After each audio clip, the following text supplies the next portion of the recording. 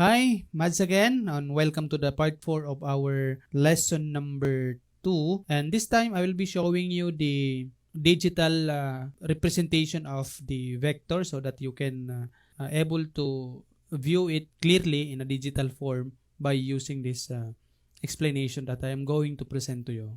Now in this case, let me show you the digital presentation of how to deal with vectors, considering those three cases that I have been presented in the previous slides or video. Now in this case, I will be showing you clearly in a digital form the vectors in parallel and vectors in perpendicular, and also vectors in an opposite direction. Let's start from vector case number 1, vector in the same direction. For example, I have here a vector A. Now let's try to assume that this vector is having a value of, let us say, 10 newtons, for example, 10 newtons. Now my vector B is having a value of another 10 newtons. So for example, this is my vector A, which is 10 newtons in value. For my vector B, I will just place this one into the head of the first vector, following again the head to tail fashion or head to tail method. So from the head of that first vector to the tail of the second vector, and I will drag this one to a 20 Newton. So for example, this is still 10.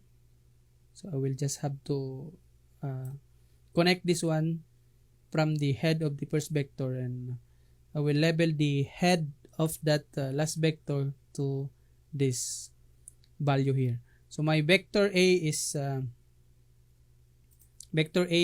10 newtons, and my vector B is 10 newtons. If we try to find the resultant vector of this one, or total vector, or vector sum of these two vectors, as you can see, if I have to pull that, the blue arrow here represents the resultant vector of these two vectors. That means from the tail of the first vector to the head of the first vector, as you can see. So the resultant vector is from tail to the head of the last vector, having a value of 20 newtons. So the resultant vector for this one is 20 newtons. This is for vector with the same direction. Okay. How about vectors with opposite direction? For example, I have here vector A. Let us say my value of vector A is going to west with 10 newtons in value, or 10 centimeters. I will say 10 centimeters.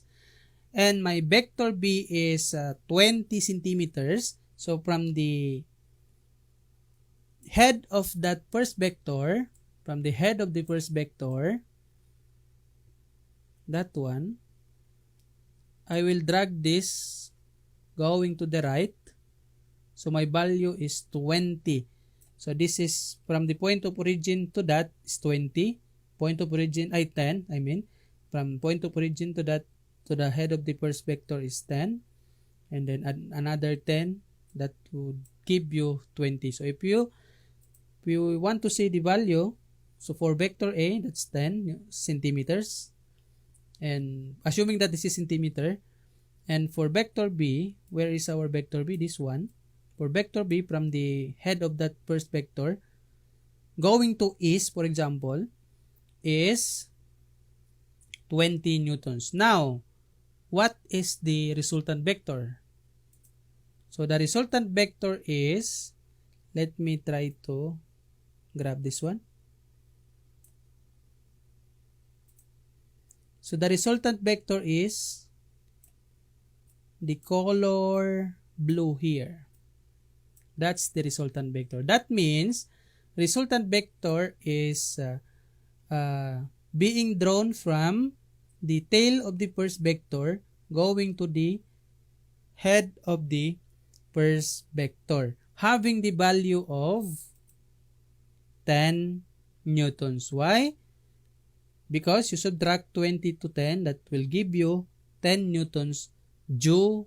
The direction is due east. That's how we graph and how to find the resultant vector for opposite vectors. Okay, now let's go to case number 3. Vector at an angle. For vector at an angle, for example, I have vector A, which is shall we say 10 newtons east. 10 newtons east or 10 centimeters east. For example, we have already converted this one, and we have this scale of 10 centimeters. So for example, vector A is 10 centimeters and going to east, and vector B is shall we say another 10 centimeters going to north. Try to see the value. So 10. Now, where is now the resultant vector located? So the resultant vector is from the tail of the first vector to the head of the last vector. So I will grab this one and align on that orientation.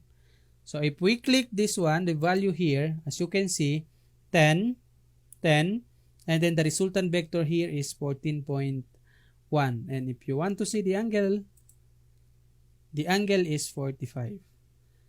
So the principles here that I want you to see is in vector with an angle or perpendicular with each other, we can form a right triangle. But in placing or in drawing or in locating the resultant vector, we just still follow the head to tail fashion, which is according to the definition of resultant vector, the resultant vector must be drawn from the tail of the first vector going to the head of the last vector.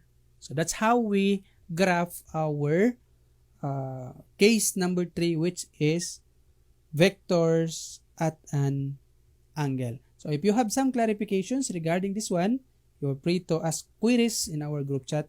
Thanks for watching, and I'll see you in the next video.